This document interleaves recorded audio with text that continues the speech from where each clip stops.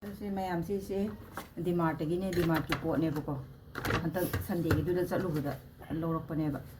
ꯑꯗꯨ ꯄ꯭ꯔꯥꯏꯁꯤꯡꯁꯦ ꯑꯩ ꯃꯌꯥꯝꯗ ꯎꯠꯆꯔꯛꯀꯦꯕ ꯑꯗꯨꯝ ꯗꯤꯐ꯭ꯔꯦꯟꯁ ꯈꯔꯗꯤ ꯑꯗꯨꯝ ꯂꯩꯌꯦ ꯑꯗꯣ ꯁꯤꯁꯤꯅ ꯃꯦꯟ ꯀꯩꯅꯣꯁꯦ ꯃꯥꯒꯤ MRPꯁꯦ 209 ꯑꯗꯨꯒ ꯁꯦꯂꯤꯡ ꯄ꯭ꯔꯥꯏꯁꯇꯅ 99 ꯔꯨꯄꯤꯁ ꯂꯩꯌꯦ ꯑꯗꯨꯝ ꯈꯤꯇꯪ ꯗꯤꯐ꯭ꯔꯦꯟꯁꯇꯤ ꯈꯔ ꯑꯗꯨꯝ ꯂꯩꯔꯦꯀꯣ ꯑꯗꯨꯒ ꯁꯤ ꯒ꯭ꯔꯦडिꯡ ꯁꯤꯁꯇꯦꯝꯁꯦ ꯌꯥꯝ ꯌꯥꯝꯃꯦ ꯆꯥꯎꯁꯨ ꯆꯥꯎꯔꯦ ꯑꯗꯨꯝ ꯒ꯭ꯔꯦꯗ ꯇꯧꯕꯗ ꯁꯤꯗꯩꯁꯤꯅ ꯄꯣꯇꯦꯇꯣ ꯆꯤꯞꯁꯀꯨꯝꯕ ꯑꯗꯨꯝ ꯌꯥꯝ ꯌꯥꯎꯔꯦ ꯁꯦꯝꯕ ꯈꯣꯠꯄ ꯇꯧꯕꯒꯤ ꯆꯤꯁ ꯒ꯭ꯔꯦꯗ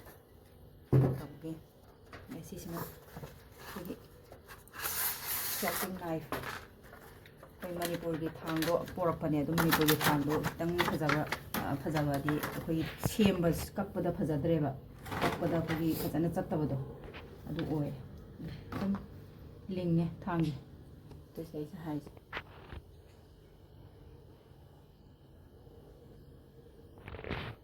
ꯍꯥꯏꯇꯦꯛꯅꯦ ꯑꯗꯨꯒ ꯁꯤꯒꯤ ꯃꯥꯒꯤ ꯄ꯭ꯔꯥꯏꯁꯁꯤꯅ ꯌꯥꯝ ꯂꯦꯝꯒꯅꯨꯀꯣ ꯊꯣꯏ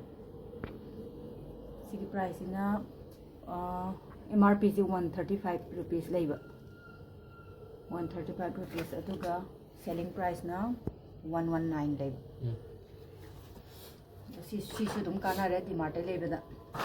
ꯑꯗꯣ ꯀꯛꯇ꯭ꯔꯤꯕꯅꯤꯅ ꯀꯃꯥꯏꯅ ꯇꯧꯒꯦ ꯑꯗꯨꯗꯤ ꯈꯪꯗ꯭ꯔꯤꯀꯣ ꯑꯗꯨꯝ ꯐꯗꯤ ꯐꯖꯔꯦ ꯃꯥꯒꯤ ꯀꯩꯅꯣꯁꯤ ꯌꯥꯝ ꯁꯥꯔꯞꯇꯤ ꯑꯣꯏꯔꯦ ꯃꯥꯒꯤ ꯑꯗꯣ ꯁꯤꯃꯅ ꯑꯩꯅ ꯌꯥꯝ ꯄꯥꯝꯖꯕ ꯍꯥꯏꯇꯥꯔꯦ ꯁꯤꯁꯦ ꯑꯩ ꯌꯦꯡꯕꯗ ꯁꯤꯝ ꯈꯛꯇꯪ ꯂꯧꯔꯛꯑꯦ ꯑꯇꯩ ꯂꯧꯔꯛꯇꯦ ꯆꯥ ꯊꯛꯅꯕ ꯃꯝꯃꯤꯒꯤ ꯆꯥ ꯊꯛꯅꯕꯅꯦ ꯑꯗꯣ ꯁꯤ ꯌꯦꯡꯕꯗ ꯑꯩꯅ ꯄꯥꯝꯗꯅ ꯂꯧꯔꯛꯄꯅꯦ 20 ꯄꯔ ꯄꯤꯁꯅꯦ 22 ꯄꯔ ꯁꯤꯁꯨ ꯑꯗꯨم ꯍꯣꯡꯉꯦ ꯇꯣ 29 ꯄꯔ ꯄꯤꯁ ꯁꯤꯅ ꯑꯅꯤ ꯂꯧꯔꯛꯄꯁꯤꯅ ꯕꯥꯎꯜꯁꯦ ꯁꯦꯂꯤꯡ ꯄ꯭ꯔꯥꯏꯁ 22 ꯑꯗꯨꯒ ꯃꯥꯒꯤ ꯀꯩꯅꯣ ꯄ꯭ꯔꯥꯏꯁꯁꯤꯅ 35 ꯔꯨꯄꯤꯁ ꯂꯩꯕ ꯁꯤꯁꯨ ꯑꯗꯨꯝ ꯀꯥꯟꯅꯔꯦ ꯂꯧꯕꯗ ꯁꯤꯒꯤꯁꯤ ꯉꯁꯥꯏꯒꯤ ꯃꯥꯔꯀꯦꯠ ꯄ꯭ꯔꯥꯏꯁ ꯁꯦꯂꯤꯡ ꯄ꯭ꯔꯥꯏꯁꯁꯦ 22 ꯑꯣꯏꯕ ꯑꯗꯨꯒ ꯃꯥꯒꯤ ꯃꯥꯔꯀꯦꯠ ꯄ꯭ꯔꯥꯏꯁꯇꯤ 40 ꯔꯨꯄꯤꯁ ꯑꯣꯏꯕ ꯑꯗꯨꯝ ꯁꯤꯁꯨ ꯌꯥꯏ ꯑꯗꯣ ꯁꯤꯁꯦ ꯑꯩꯅ ꯁꯨꯁꯤꯒꯨꯝꯕ ꯁꯦꯝꯕꯩ ꯑꯣꯏꯔꯕꯣꯏ ꯅꯤꯡꯉꯨꯔꯦ ꯑꯗꯨꯒ ꯅꯠꯂꯝꯗ꯭ꯔꯦ ꯌꯨꯝꯗ ꯑꯩꯅ ꯑꯗꯨꯝ ꯃꯦꯠꯀꯨꯝꯕ ꯊꯥꯔꯒ ꯗꯦꯀꯣꯔꯦꯁꯟ ꯇꯧꯅꯕ ꯀꯤꯆꯟ ꯗꯦꯀꯣꯔꯦꯇꯤꯡ ꯑꯥꯏꯇꯦꯝ ꯍꯥꯏꯇꯥꯔꯦ ꯑꯣꯏꯗꯣꯏꯅꯦ ꯁꯤꯁꯦ ꯑꯍꯥꯟꯕ ꯌꯦꯡꯕꯗꯗꯤ ꯁꯨꯁꯤꯅꯦꯅ ꯈꯜꯂꯨꯏ ꯁꯨꯁꯤ ꯁꯦꯝꯅꯕꯅꯦꯅ ꯑꯗꯨꯒ ꯀꯣꯟꯅ ꯃꯥꯒꯤ ꯇꯦꯛꯇꯣ ꯂꯧꯊꯣꯛꯈ꯭ꯔꯦ ꯇꯦꯛꯇꯨꯒꯤ ꯃꯅꯨꯡꯗ ꯏꯔꯝꯕꯗ ꯁꯤꯁꯦ ꯀꯤꯆꯟꯒꯤ ꯗꯦꯀꯣꯔꯦꯇꯤꯡ ꯑꯥꯏꯇꯦꯝꯅꯦꯅ ꯊꯥ ꯂꯩꯔꯝꯃꯦ ꯑꯗꯣ ꯁꯨꯁꯤ ꯁꯦꯝꯃꯁꯨ ꯑꯗꯨꯝ ꯌꯥꯅꯤ ꯁꯤꯁꯦ ꯁꯤꯁꯨ ꯑꯗꯨꯝ 49 ꯔꯨꯄꯤꯁꯂ ꯀꯩꯅꯣꯝ ꯑꯣꯏꯕꯅꯦ ꯁꯤꯁꯤꯅ 47 47ꯂ 49ꯂ ꯑꯣꯏꯕꯅꯤ ꯇꯦꯛꯇꯣ ꯍꯨꯟꯗꯣꯛꯈ꯭ꯔꯦ ꯂꯧꯊꯣꯛꯑꯒ ꯌꯦꯡꯕꯅꯤ ꯍꯥꯡꯇꯣꯛꯑꯒ ꯇꯧꯕ ꯑꯗꯩ ꯁꯤꯁꯨ ꯑꯃꯈꯛꯇꯪ ꯄꯤꯁ ꯑꯃꯈꯛꯇꯪ ꯌꯥꯎꯔꯛꯄꯅꯤ MRP 50 selling price 39 sigi tongs sisu 99 ne dan fried pakora gumba chicken fried gumba adugumba dagi khutna paibada nungai taba chowmin gumba lokhat pakhat tawbagi sisi nungai ne na lore sims banana leaf to phangdabanina banana leaf manba machu ji lorokpane plate single piece ne sisu 95 MRP से 95 selling price 79 Sissu दुम याय pot से लिंग pot से तुम फसे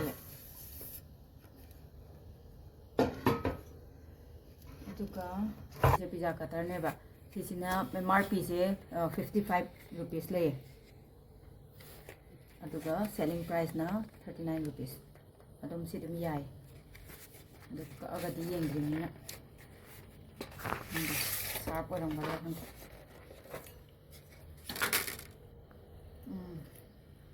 itu ya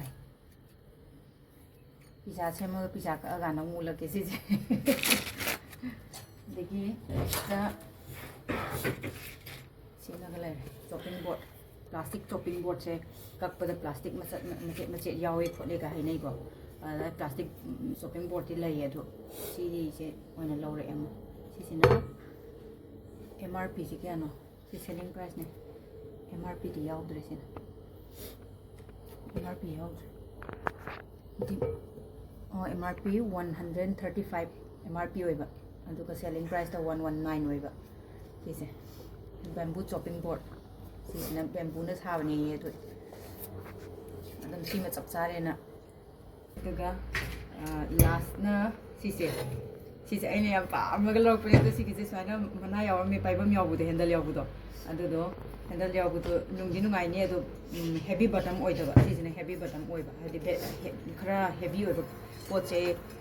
ꯉꯧꯕ ꯊꯣꯡꯕ ꯊꯥꯛꯄ ꯇꯧꯕꯗ ꯀꯥꯔꯣꯏꯗꯕ ꯃꯑꯣꯡ ꯑꯣꯏꯕ ꯑꯗꯩꯗ ꯑꯩꯅ ꯁꯤ ꯑꯣꯏꯅ ꯂꯧꯔꯛꯑꯕ ꯃꯗꯨꯅ ꯈꯤꯇꯪꯗꯤ ꯌꯥꯡꯉꯦ ꯑꯗꯣ ꯁꯤꯁꯦ ꯇ꯭ꯔꯤꯁꯅꯥ ꯍꯥꯏꯌꯦ ꯇ꯭ꯔꯤꯁꯅꯥ ꯇ꯭ꯔꯤꯄ꯭ꯂꯤ ꯁ꯭ꯇꯤꯜ ꯕꯣꯟꯗꯦꯠ ꯇ꯭ꯔꯤꯄꯜ ꯂꯦꯌꯔꯅꯦ ꯑꯗꯨꯒ ꯏꯟꯗꯛꯁꯟꯗꯁꯨ ꯌꯥꯕ ꯒ꯭ꯌꯥꯁ ꯌꯥꯔꯦ ꯑꯗꯒꯤ ꯍꯦꯂꯣꯖꯦꯟ ꯍꯥꯏꯔ ꯃꯤꯠꯁꯤ ꯁꯣꯛꯄꯅꯤꯅ ꯎꯗ꯭ꯔꯦ ꯍꯦꯂꯣꯖꯦꯟ ꯏꯂꯦꯛꯇ꯭ꯔꯤꯛ ꯂꯣꯏ ꯌꯨꯁ ꯇꯧꯕ ꯌꯥꯔꯦ ꯁꯤꯗꯤ ꯑꯗꯨꯒ ꯁꯤꯁꯤꯅ MRPꯗ ꯇꯥꯏ ꯃꯁꯛꯇꯤ ꯐꯖꯅ ꯎꯔꯦ sisina MRP 1000 selling price 749 sisu dum yaye aduga mayam sisi lawreise sise aigi subscriber masingi celebration ne subscriber 35 su boneba 35 su buda lawboneba subscriber 35 leiba si mayam je adudagi 35 su banga maganda aina khogi kitchen item leibini hai adugi aina 35x subagane aina sigije adum lorokpa lawrine adugi adum lei ko adum khara khara adum kitchen item leitabdi nataba adum kitang khara khara adum leison bai tare sisu macha ama leiye grating sisu macha pikpa ama leiye adu adum yabani yabude do tawbaga sigi smana grate tawbaga ne alu chip semba gumba adugumba adagi cheese grate tawbaga ne kitang nuai ta bai tare sigumbaga सुमाइन तब single खतंग पाब मचा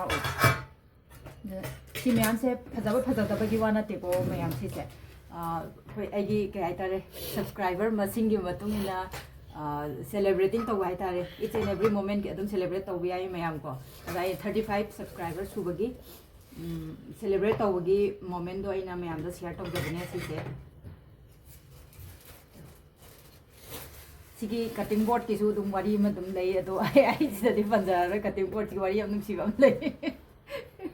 अदो मयाम दे आई जरा रोय आई दुम SIM दे आई दुम इसाने enclose तौजरगे अदो सि मयाम से मयाम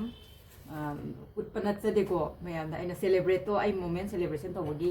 मयाम दा सुम शेयर तौजबई वाने अदुगा कैसु लेबा पोट पुति नतेको सिगे जे कैसु लेबा पोट नते अमा खतंग ने लौरैजे अदो ओइतारगसु आइना पामजब सूम खल खलग अना येंबदा अना मोन पामजब पोट खलग मैम शेयर तौजबने अदो मैम कमेंट लाइक एंड शेयर तौबियो सब्सक्राइब तौजब यावरगसु अदुम तौसनबिरमो मैम नुसिबिदना अदो 50 सुरकांदा अमुक सेलिब्रेट तौरकिनी 50 सब्सक्राइबर सुरकांदा अदा हौदा गाइबिन हजिकती सुबुदी सुजद्री को 45 बुदी सुजरे 45 सब्सक्राइबर दी सुजरे अदो 50 यावरकांदा अमुक सेलिब्रेट तौगिनी अदु मतमदा अमुक शेयर तौजरके मैम दा thank you for watching my videos